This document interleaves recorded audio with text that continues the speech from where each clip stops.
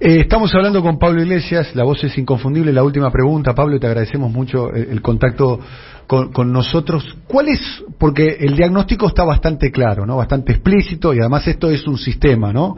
Brasil, Dilma, Lula, Evo Morales, Bolivia, Correa, Ecuador, vos y Podemos allí en España, Melenchón en Francia, lo que le está sucediendo a Boric, que le está sucediendo a Petro también en Colombia. El diagnóstico bastante claro. ¿Cuál es una estrategia que se puede hacer que sea eficaz frente a eso? Porque evidentemente no alcanza con ganar elecciones. En el año 19, Alberto Fernández, dentro de su programa político, dentro de su contrato electoral, estaba una reforma profunda de la justicia que por A, por B, por acción o por omisión no lo llevó adelante. ¿Cuál puede llegar a ser una estrategia de los movimientos populares, de la centroizquierda, de la izquierda, poner el nombre que vos quieras, eficaz frente a eso? Yo creo que lo fundamental es entender que la correlación mediática de fuerzas es condición de posibilidad de poder hacer política en libertad. O utilizar una imagen muy clara. No se puede ir a la guerra en chanclas con quien utiliza tanques.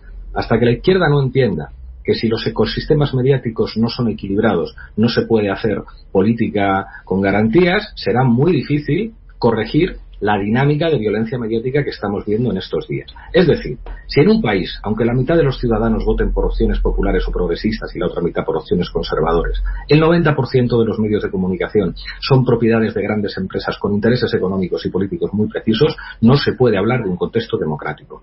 Y por lo tanto, la izquierda tiene que asumir como prioridad reequilibrar una correlación mediática de fuerzas que en el presente es abrumadoramente favorable a los sectores contrarios a los avances democráticos. No es democrático que los medios de comunicación conviertan el derecho a una información veraz y el derecho a la información en un privilegio de millonarios, en un privilegio de bancos, de fondos de inversión, de grandes empresas. Democratizar el acceso a la información y a la producción de información tiene que ser, a mi juicio, un eje estratégico de la izquierda, porque si no, la izquierda estará en manos, en última instancia, de los dueños de lo que puede leer, ver o escuchar la mayor parte de la población. Y vivimos en mediocracias, vivimos en sociedades donde los dispositivos audiovisuales son los dispositivos ideológicos más importantes, que son los que condicionan lo que piensa, lo que cree la mayor parte de la población. Si todos esos dispositivos están en manos del poder, es imposible hablar de una sociedad democrática con igualdad de oportunidades. Esto muchas veces ha sido ajeno a los discursos de la izquierda, no en Argentina, donde precisamente Cristina se atrevió a apostar por una ley de medios enfrentándose al actor político más poderoso de la Argentina, que no es ningún partido de la derecha ni es Macri, es el Clarín. Y el que se enfrenta al Clarín sabe de lo que está hablando. Que es el gran articulador de todo esto, Pablo, te queremos decir, ¿no?